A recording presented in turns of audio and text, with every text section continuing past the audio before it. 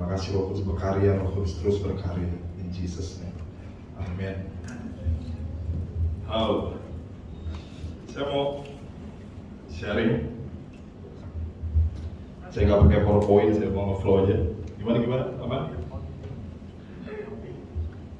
Oke. You ready? Saya mau kita buka Lukas pasal 2 ayat 41 sampai 52. Kebanyakan sih kayaknya kebanyakan ya. Jadi mungkin bisa ditayangin aja, mungkin kita nggak bacain satu-satu tapi tayangin aja bisa langsung di whole screen bisa nggak ya? Kecilin gitu. Bisa dikecilin di whole screen? Nggak bisa? Oh nggak bisa, susah. Tayangin di whole screen, nggak bisa? Ya, kalau nggak bisa, kamu bisa buka di handphone kamu, ya? Atau kamu yang bawa Bible, bisa buka ya. Lukas 2 ayat 41 sampai ke 52. Ini banyak banget sebenarnya, tapi saya mau dengan singkat aja saya ceritain. Jadi setiap tahun tuh keluarganya Yesus, lagi Yesus masih kecil, ini cerita tentang Yesus umur 12 tahun. Oke. Yesus kecil dan keluarganya setiap tahun pergi ke Yerusalem. Itu udah jadi adat Yahudi untuk mereka ke Bait Allah. Oke. Tapi waktu mereka berjalan pulang setelah seremoninya selesai, setelah ibadah di Bait Allah selesai, mereka pulang karena mereka tinggal di Galilea, kecil banget, oke, di Galilea, jadi jauh ya. Jadi mereka berjalan pulang. Lalu orang tuanya ini mungkin asik ya, mungkin lagi rame-rame dengan anggota keluarga yang lain atau teman-teman, karena mereka berjalan pulang, mereka pikir Yesus masih ada dalam rombongan. Mereka jalan pulang, oke. Karena Yesus kecil nggak kelihatan, mungkin Yesus juga orangnya aktif ya, sering keluyuran mungkin Yesus juga. Jadi dia pikirlah Yesus lagi main sama teman-temannya atau mungkin kerabat saudara yang lain. Tapi tiba-tiba mereka sadar setelah 1 hari berjalan pulang tuh dari Yerusalem menuju Galilea, mereka sadar, Yesus mana ya? Yesus kemana ya? Mereka cari di tengah-tengah rombongan, Yesus, di mana kau? Gak ketemu, dicariin.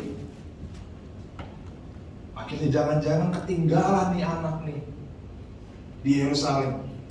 Akhirnya mereka balik, singkat cerita dari semua cerita itu, kamu bisa baca di handphone kamu.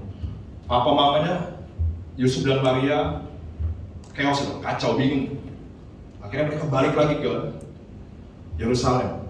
Dan setelah di Yerusalem mereka cari Yesus selama, coba ayat 46 baca. Sesudah 3 hari mereka menemukan dia dalam Bait Allah. 3 hari tuh anak hilang. Ya. Dicariin ke seluruh Yerusalem. Oke, zaman dulu kebayang nggak sih, nggak ada handphone, nggak ada apa, susah banget kali ya nyari orang begitu ya. Mungkin kalau zaman sekarang Yesus lagi update di Instagram, dia lagi di Bait Allah, mungkin orang tuanya langsung, ini anak di Bait Allah nih, karena dia udah buat story. Tapi zaman dulu nggak ada story IG, jadi agak ribet ya. Setelah 3 hari akhirnya ketemu si Tuhan Yesus lagi ngapain coba? Sudah 3 hari mereka menemukan dia dalam Bait Allah, ayat 46 ya. Dia sedang duduk di tengah alim ulama sambil mendengarkan mereka dan mengajukan pertanyaan kepada mereka, dan semua orang yang mendengar dia sangat heran dan akan kecerdasannya dan segala jawab yang diberi. Kan Yesus lagi ngobrol, dia di Bait Allah, dia di situ, oke, dan ngobrol dengan para ahli Taurat di sana. Langsung orang tuanya ya rada kesel kan ya, kesel banget di sini anak. Mau cari-cari makan apa, makan enggak dia ini. Dia namanya orang tua ya, masih mikir kan, anak 3 hari lu hilang, 3 hari guys, gitu. Oke, karena kalau kita lapor ke polisi, seseorang dinyatakan hilang kalau sesudah 24 jam. Jadi ini Yesus total iguan, dia hilang. Oke. Ayat 48, dan ketika orang tuanya melihat dia, tercenganglah mereka. Lalu kata ibunya kepadanya, "Nak," mungkin mukanya Matias sambil kesel. "Nak, mengapakah engkau berbuat demikian terhadap kami?" Tega banget si ente, ya kan? "Bapakmu dan aku dengan cemas mencari engkau." Kesel banget loh gue sih gak kebayang kalau jadi bapaknya ya. Makanya mungkin tega banget sih gitu. Mama sama bapak nyari kau lama kali ini kan gitu. Langsung Yesus jawabnya lebih ngeselin lagi. Coba lihat Yesus ayat 49. Jawabnya kepada mereka, coba lihat ini. "Mengapa kamu mencari aku?" Kesel gak? Ma bapaknya sibuk nih nyari dia 3 hari ya kan? Udah itu datang ke dia, "Kok tega sih nak? Cemas loh kami ini." Terus jawab Yesus apa? Coba. "Ngapain cari-cari aku?" Udah mau kesel, greget ya. "Tidakkah kamu tahu bahwa aku harus berada di dalam rumah Bapakku?" Ayat 50, ini kuncinya. Tetapi mereka tidak mengerti apa yang dikatakannya kepada mereka. Lalu ia pulang bersama-sama mereka ke Nazaret, dan ia tetap hidup dalam asuhan mereka, dan ibunya menyimpan semua perkara itu di dalam hatinya. Oke.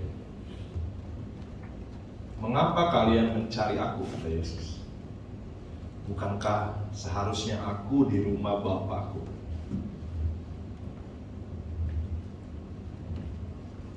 Tapi orang tuanya nggak ngerti apa yang Yesus maksud. Hari ini kita ngomongin tentang hadirat Tuhan. Saya tahu kalian sudah lama jadi orang Kristen, tapi nggak banyak orang yang cukup mengenal hadirat Tuhan. Saya bertumbuh di sekolah Kristen lagi saat saya kecil. Dan waktu itu setiap hari Senin pagi ada kebaktian sebelum sekolah. Tebak saya sekolah mana? Immanuel, benar. Saya bertumbuh di sekolah Immanuel PKMI di gereja di sana di Metodis. Saya bertumbuh di situ. Setiap Senin ada kebaktian sebelum sekolah. Dan kadang-kadang saya nggak ikut, saya nyumput di WC, saya ngerokok di WC. Saya dulu anak bandel. Bandelnya nggak aku tapi saya ke kebaktian itu karena basically saya waktu itu bukan agama Kristen ya. Saya ikutin karena peraturan sekolah memang mengharuskan seperti itu ya. Gitu. Jadi saya ikutin aja. Jadi lagi saya dengerin khotbah, saya duduk di belakang, saya paling duduk di paling belakang selalu. Baca kidung pujian, saya coret-coret kidung pujian, saya gambar-gambar, bercanda sama teman-teman saya di belakang. Kita nggak tahu apa yang dinyanyiin, nggak tahu apa yang dikhotbahin. Cukup lama, bertahun-tahun, karena saya sekolah di situ dari saya TK sampai saya SMP. SMA saya pindah ke Penabur. Cukup lama ya, bertahun-tahun saya sekolah di situ di masa kecil saya. Tapi saya nggak pernah mengalami yang namanya hadirat Tuhan. Saya nggak pernah kenal apa sih itu hadirat Tuhan. Oke.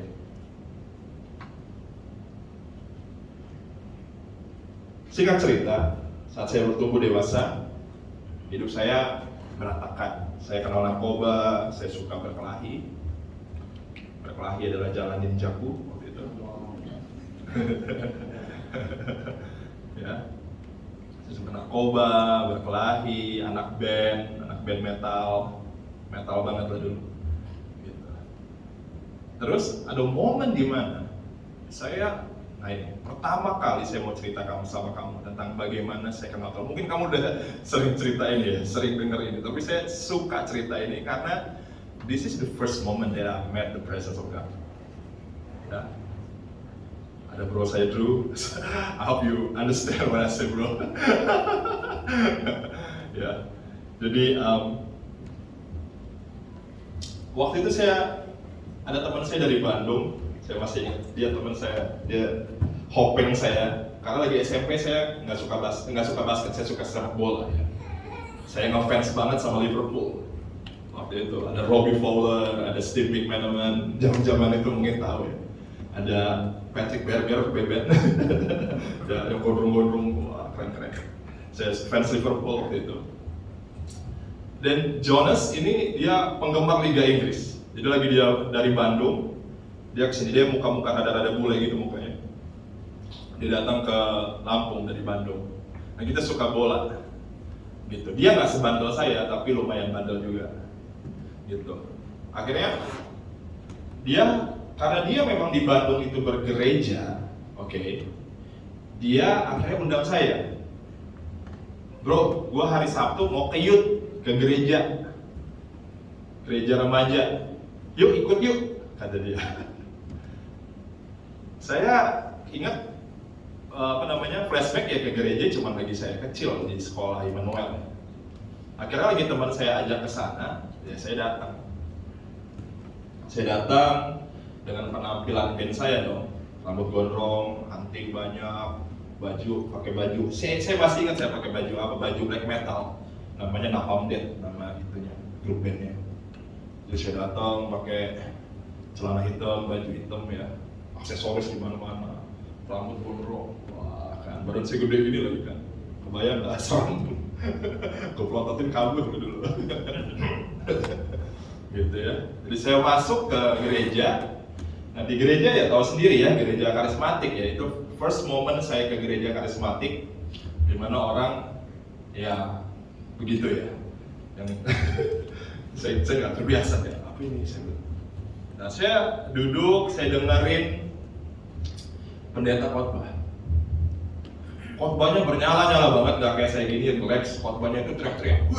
Kayaknya pendeta zaman dulu gitu nggak sih? Banyak teriak-teriak ya, kayak mungkin pada mantan anak black metal juga, jadi sering gitu. Pendeta teriak-teriak semua. Pendeta teriak-teriak gitu kan. Saya bingung kok apa ini teriak-teriak, saya nggak ngerti gitu. Saya nggak ngerti dia ngomong apa ya kan. Aduh gitu lah. Tapi yang menarik kalau gitu ibadah selesai kayak gini, dia undang anak-anak muda maju ke depan. Dia bilang gini, saya undang anak-anak muda untuk maju ke depan, saya mau doain, dia bilang. Mungkin kamu udah sering dengerin ini, tapi saya suka kesaksian ini. Saya si anak metal ini bersama Jonas teman saya, orang-orang pada maju ke depan kan, lagi pendeta itu panggil karena pendeta itu mau doain kan. Orang-orang pada maju ke depan panggung. Saya di belakang, saya penasaran kan. Dan waktu itu saya jujur, saya sudah jadi penyembah setan. Saya sudah buat ritual karena saya ateis. Jadi saya memutuskan buat ritual menyembah Lucifer waktu itu. Karena saya bisa lukis, jadi saya lukis wajah Lucifer di kamar saya gede banget, dan saya buat ritual bersama teman saya untuk worship Holy Spirit Lucifer ya waktu itu. Jadi lagi saya datang ke gereja, lagi ngelihat peristiwa itu kan kayak apa sih ini gitu ya. Gitu, jiwa kegelapan saya kan melawan gitu.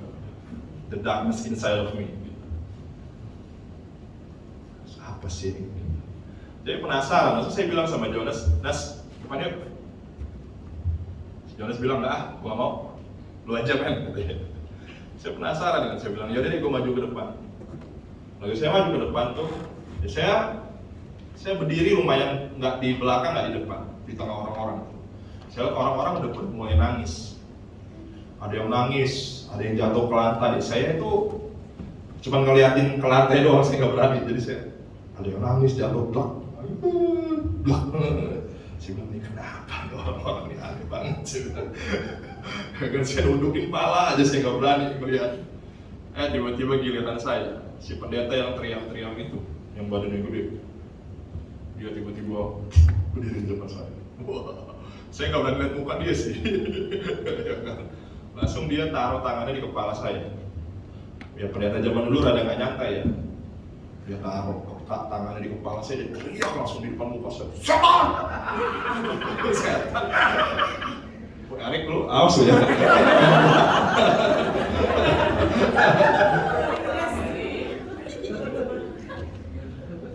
Dia taruh tangannya di kepala saya, dia teriak, "Setan! Keluar!" Diusir, suruh pulang. "Setan, keluar!" Saya kan cuma duduk tuh lagi, dia ngomong itu, saya nggak tahu kenapa. Saya tiba-tiba kayak gelap aja, gone. Gitu, benar-benar gelap. Lagi saya gelap itu, saya ngelihat something. Nah, lagi saya gone, semua gelap. Tiba-tiba saya lihat something. Saya lihat kayak layar bioskop besar banget. Tapi warnanya merah. Oh, merah nggak? Merah. Jadi kayak film tapi screen-nya itu semua merah. Dan saya merasa yang ditayangkan di layar bioskop itu adalah kelakuan saya. Kehidupan saya gitu ya, yang ditayangin. Jadi saya kayak nonton tuh layar, warnanya merah gitu. Nggak lama saya bangun, saya ingat banget saya bangun, ada yang taruh tangannya di dada saya bangun, ada orang kelilingin saya gitu. Gua kenapa nih? Gitu kan. Akhirnya saya bangun, saya buru-buru balik lah ke tempat si Jonas kan. Saya pulangnya tanya, "Nas, gua kenapa ya tadi?" Jonas cerita, "Kalau lu jatuh ke lantai dan lu teriak-teriak, berubah jadi QB." Nggak bercanda. Teriak-teriak, guling-guling, ngamuk-ngamuk. Akhirnya setelah saya jadi anak Tuhan, saya tahu itu pelepasan. Kuasa kegelapan di dalam diri saya diusir sama pendeta itu ya. Nah, gara-gara peristiwa itu, saya jadi penasaran. Saya bilang, ini Kristen ini agama yang aneh ya. Saya bilang, gua nggak pernah seumur-umur ngalamin ini. Apa ini? Gitu. Gua diteriakin setan keluar, gua jatuh ke lantai, tiba-tiba semua gelap, tiba-tiba ada bioskop besar di depan mata gua, ada warna merah semua, dan ada kelakuan gua di dalam ditayangkan di layar itu. Dan tiba-tiba gue bangun, teman gue bilang gue ngamuk-ngamuk di lantai kurang lebih 20-30 menit. Itu kacau sih. Tapi rasa penasaran ini ada ya, apa sih? Mau tanya teman-teman gue, nggak ada yang guna, teman-teman gue pada pemabok semua, jadi tanya dia orang yang nggak ada jawaban. Gitu ya. Jadi gue mau nanya siapa gitu. Akhirnya singkat cerita, ya emang Tuhan selalu berkarya ya, ya. Dahsyat sih Tuhan Yesus. Jadi saya tuh bisa kenalan sama cewek, bukannya wanita. Kenalan sama cewek namanya Angel. Wow. You're my baby. Nah, si Angel ini dia itu pemain tamborin dari sebuah gereja lain. Dia seorang pemain tamborin, cik dung dung. Kita orang ada tamborin ya. Kalau ada tamborin saya mau cowok-cowok yang main tamborin, jangan cewek.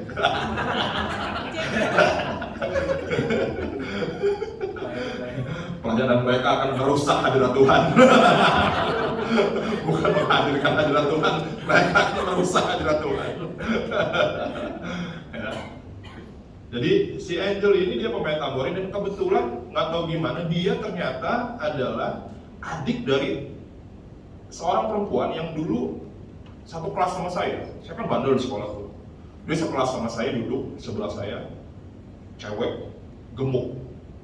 Saya maaf ya, saya dulu iseng banget lah, saya itu anak bandel banget. Jadi saya sering katain dia Godzilla. Jadi dia cewek. Jadi saya sering katain dia Godzilla. Tapi ya teman saya ini, cewek ini, dia lumayan jelas si santai kan memang begitu ya. Jadi saya komeng-komeng, saya kata-katain dia, terima asik aja dia. Gitu, dia tahu bandelnya saya lah di sekolah ya. Akhirnya karena dia tahu adiknya lagi telepon-teleponan sama saya, zaman dulu saya masih ingat teleponan itu di rumah ya, mereka telepon di rumah. Mama saya teriak-teriak, "San, ini tagihan telepon ke 200.000." 200.000 gede banget kan. Gitu. Gitu. Jadi karena teman saya ini tahu, aduh adik gua nih dekat sama si, panggilan saya dulu lagi zaman sekolah tuh lagi jadi dari SD saya dipanggil, panggilan ada unik, panggilan saya Black Dog. Itu my nickname, Black Dog ya. Jadi gitu. Jadi lagi dia tahu, aduh adik gua dekat sama Black Dog nih. Bahaya nih katanya kan. Gitu. Tapi nggak tahu gimana kakak adik ini merencanakan gini, jangan-jangan siapa tahu nih si Black Dog ini bisa bertobat. Jadi White Dog.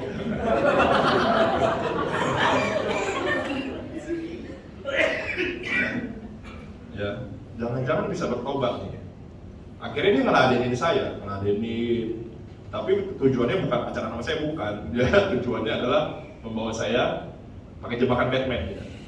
Membawa saya kenal ke Tuhan. Jadi saya awal-awal sama si Joris tuh ya cerita, gue lebih dekat sama cewek ini. Dia pemain tamborin gereja, yuk kesana yuk, kita lihat dia menari-nari. Ya kan? Tarianmu duniaku.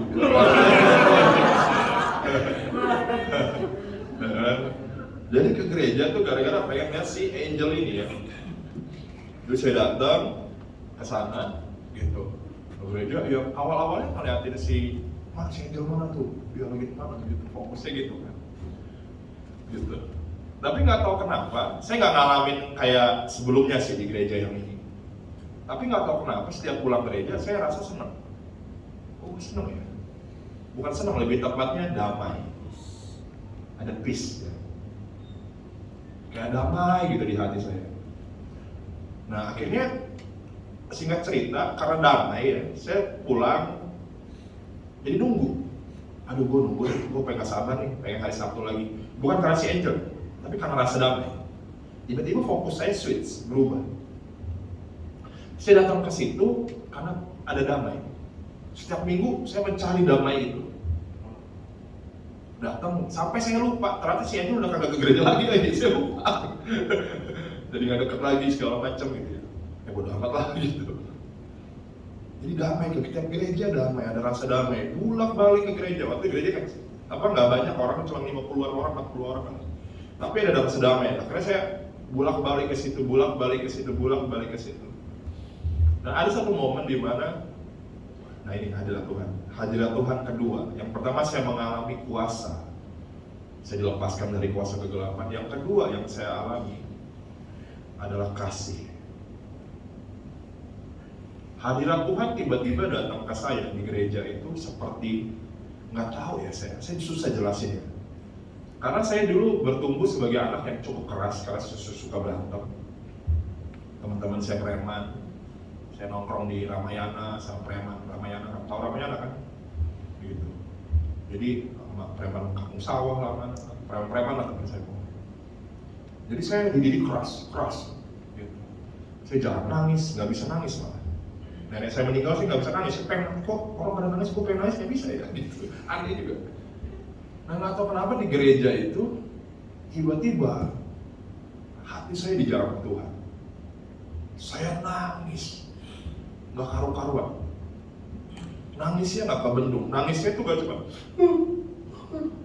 nangisnya, teriak-teriak. Nangisnya anak metal ada beda. Ngegerong-gerong saya. Saya terkampar di lantai, ngegerong-gerong.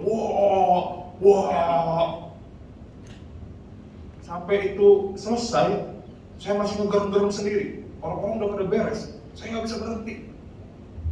Nangis gitu, nggak karu-karuan. Saya bilang, setelah itu selesai, saya mikir ini apa ya? Saya bilang. Sebelumnya jatuh nggak jelas, ada layar bioskop di depan muka gua, kata temen gua guling-guling teriak-teriak. Sekarang kok nangis-nangis, ngeraung-ngeraung, kayak kehilangan siapa gitu, nangisin apa gitu. Akhirnya setelah saya dewasa dalam Tuhan, saya ngerti damai itu adalah damai dari Kristus. Yang Yesus bilang di Yohanes, damai yang kuberikan kepadamu berbeda dengan damai yang dunia berikan. Yang kedua, yang ketiga yang saya alami adalah kasih Allah. Kasih. Kalau kasih itu bukan cuma tulisan di Alkitab, tapi kasih itu adalah something yang bisa kita experience, yang bisa kita alami. Dari situ berjalan, akhirnya saya mulai coba lepaskan semuanya dan mengikuti Yesus. Singkat ceritanya, tapi saya nggak ceritain proses semuanya, saya cuma ceritain bagaimana saya berjumpa dengan hadirat Tuhan.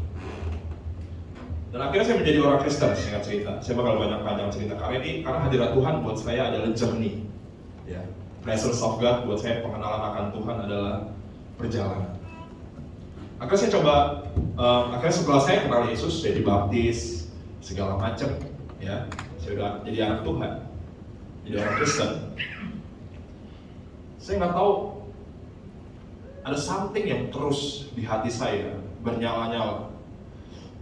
Ada hasrat yang kuat untuk dekat dengan Tuhan. Itu yang saya nggak bisa buang. Semenjak jadi orang Kristen, hasrat ini kuat banget, pengen dekat sama Tuhan terus.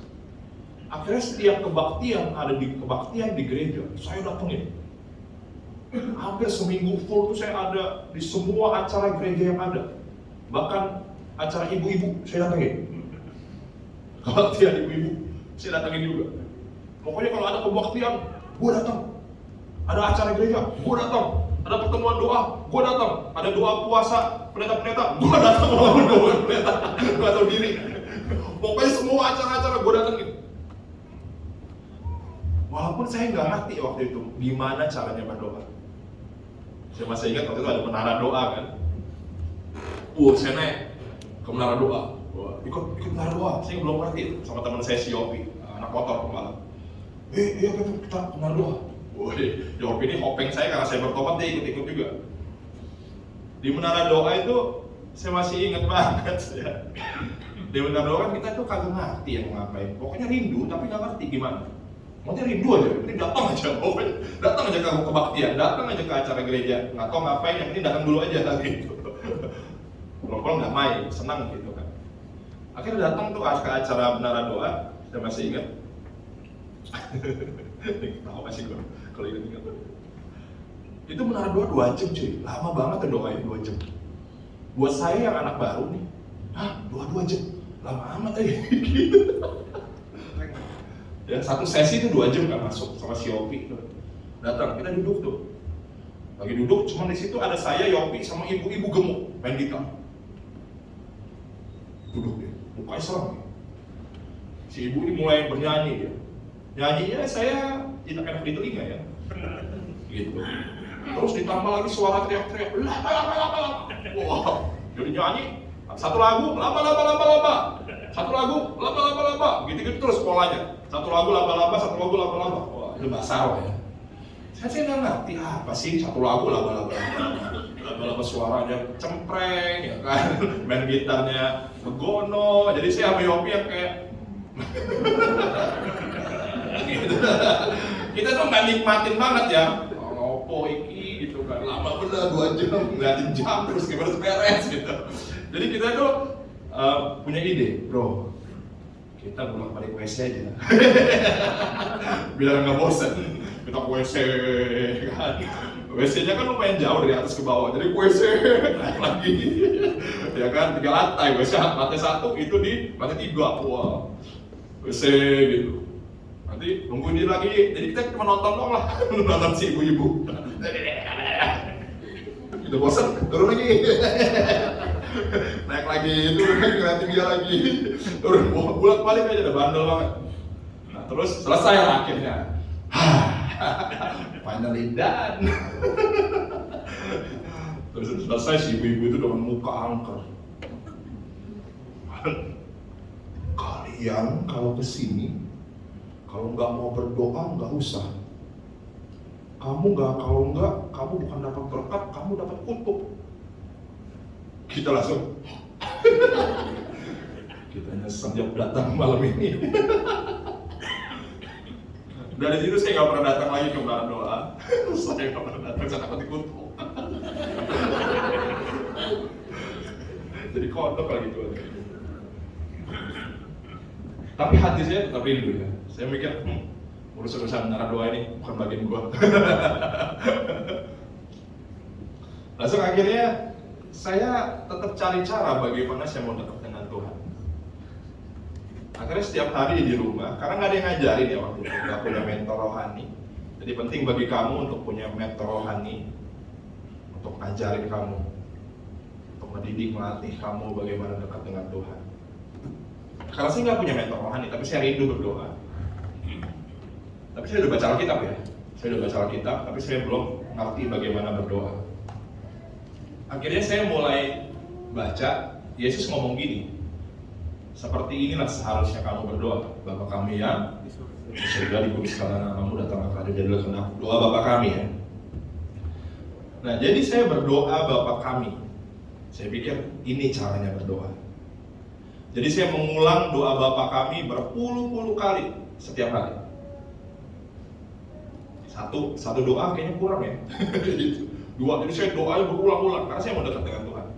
Saya nggak ngerti malah. Jadi karena saya basically bukan orang Kristen ya, saya masih ingat banget tuh hari-hari itu.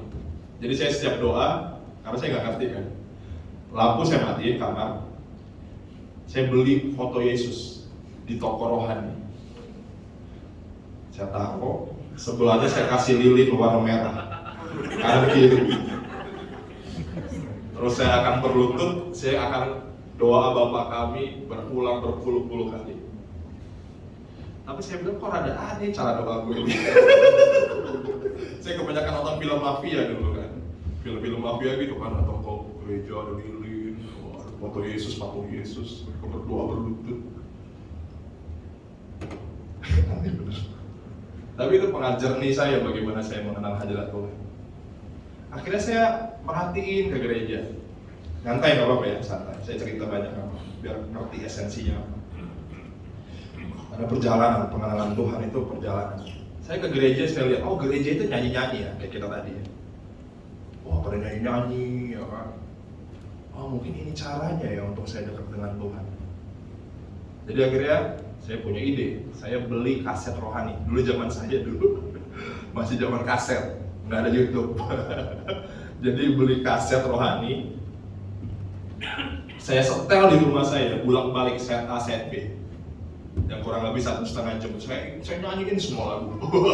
Seolah-olah saya buat kamar saya, seolah-olah saya lagi ibadah di kamar sendirian. Tapi itu berhasil. Artinya, itu akhirnya di momen-momen saya menyanyi lewat kaset 1,5 jam itu. Dulu yang kaset yang saya beli, saya masih ingat judulnya GMB. Giving my best. Makanya suara saya mirip-mirip Sydney Mohede ya. Saya dengerin lagu itu bolak-balik set A, set B sampai kusut.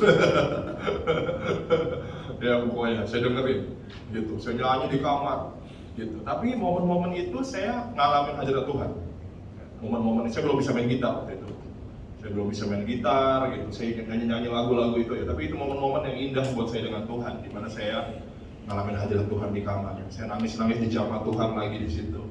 Saya ngalamin baptisan Roh Kudus di kamar saya malah.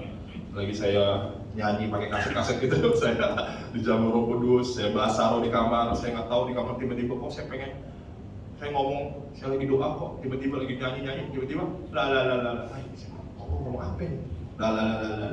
Saya udah coba gue ikutin aja ngalir. Akhirnya terus pokoknya. Saya masih ingat momen-momen itu indah banget sih. Bagaimana Tuhan ajarin saya bertumbuh dalam pengenalan akan hadirat Tuhan ya. Apa cerita yang saya ceritain dengan apa yang Yesus alami? Saya mau bilang gini, orang tua Yesus nggak mengerti kenapa Yesus 3 hari ada di bait Allah. Mereka tuh nggak bisa mengerti. They didn't get it, like, wah, kenapa sih lu ada di bait Allah 3 hari nggak mau pulang-pulang? Bahkan mungkin kalau nggak dicari itu Yesus nggak pulang-pulang seminggu kali ya. Nggak ngerti. Artinya apa? Ada 2 tipe orang Kristen. Ada orang Kristen yang mengerti hadirat Allah, dan ada orang Kristen yang tidak mengerti. Nah, yang saya mau ngomongin ke kamu. Kamu jadi orang Kristen nggak jamin kamu mengerti tentang esensi dari hadirat Allah. Jangan-jangan kamu kayak orang tua Yesus yang saat itu tidak mengerti. Mungkin orang-orang zaman itu, teman-teman saya mikir, kenapa sih Santo ini jadinya tiap hari ke gereja mulu? Kenapa sih dia tiap pagi sekarang doa pakai kaset bolak-balik 1 jam lebih? Orang-orang nggak ngerti. Tapi orang yang mengalami, yang mengenal, yang punya jernih dengan hadirat Tuhan mengerti itu. Saya nggak tahu kamu ada di mana posisinya. Apakah kamu mengerti tentang hadirat Allah?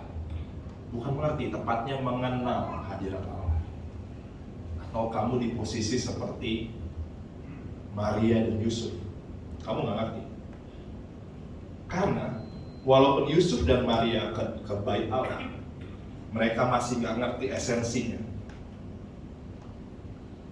Kamu bisa datang ke gereja, tapi tetap nggak ngerti esensinya. Kenapa kamu ada di sini?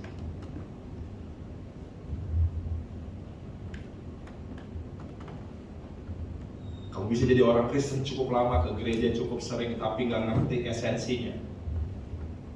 Nggak kenal hadirat Allah. Saya berdoa kita semua di tempat ini mengenal hadirat Allah, mengalami hadirat Allah, hidup dalam hadirat Allah.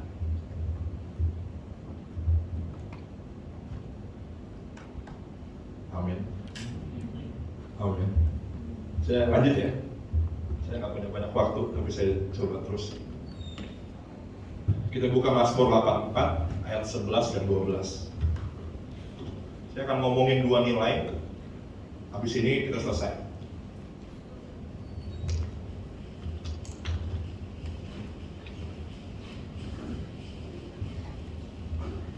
Sejauh ini kalian ngerti apa yang saya omongin? Oke. Saya ceritain ke kamu tentang perjalanan saya, bagaimana saya mengenal hadirat Tuhan. Dan di ayat yang tadi kita baca di Lukas, Yesus mengenal hadirat Tuhan, makanya dia suka dalam hadirat Allah. Tapi orang tuanya nggak ngerti itu. Mazmur 84 ayat 11 dan 12. Saya belum buka lagi.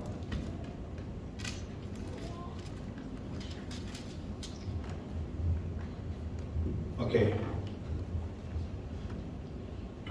No, bukan itu. Coba di Ayo, yes. Sebab lebih baik 1 hari di pelataranmu daripada 1000 hari di tempat lain. Ini kayak Yesus ngasih tadi.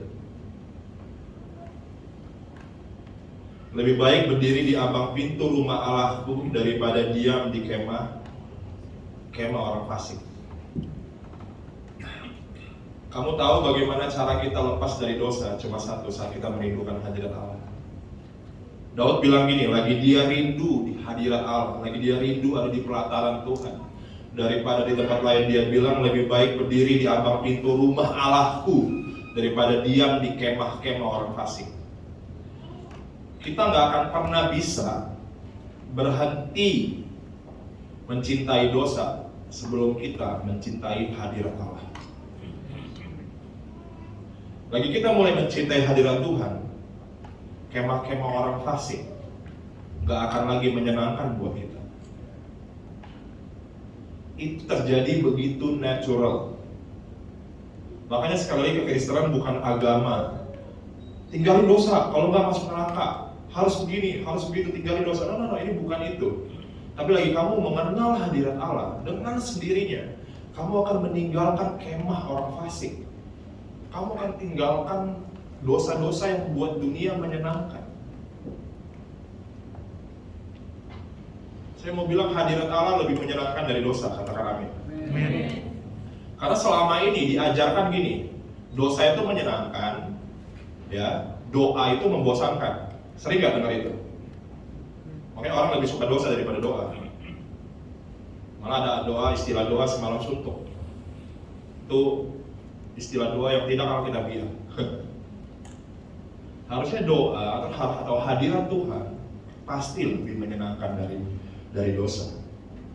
Ayat 12, coba. Kenapa sih Daud itu suka ya sama hadirat Tuhan? Coba yuk baca yuk. Yang pertama, sebab Tuhan adalah apa? Matahari dan perisai. Ini saya mau jelasin ini. Daud mengerti kalau hadirat Tuhan itu kayak matahari. Saya coba search di Google, bisa nggak sih manusia itu hidup tanpa matahari? Oh, ternyata nggak bisa. Oksigen akan menipis, dunia perlahan akan membeku, ya, tumbuh-tumbuhan akan mati, rantai kehidupan akan putus, dan makhluk hidup akan punah. Daud bilang hadirat Tuhan adalah seperti matahari, karena Daud ngerti hadirat Tuhan adalah sumber kehidupan.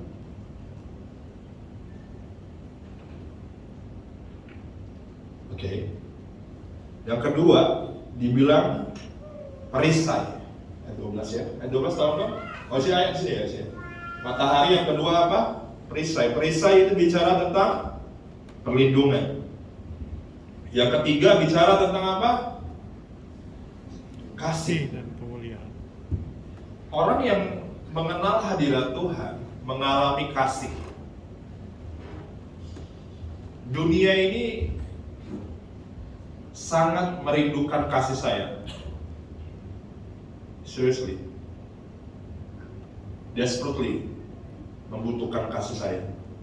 Dan dunia pikir mereka dapatkan itu dari apa? Dari seks, ya, atau dari hal-hal dari pornografi. Karena dasarnya sebenarnya basically karena kasih sayang. Bergonta-ganti pasangan, kawin cerai, selingkuh. Kenapa? Basically ya karena kita didesain untuk kasih. Daud tahu lagi dia ada dalam hadirat Allah, dia mengalami kasih yang sejati. Ya. Terus dan kemuliaan ia berikan. Dalam hadirat Allah ada kemuliaan Allah. Kemuliaan Allah ini apa, Kosanto? Kemuliaan Allah adalah radiasi dari karakter Kristus.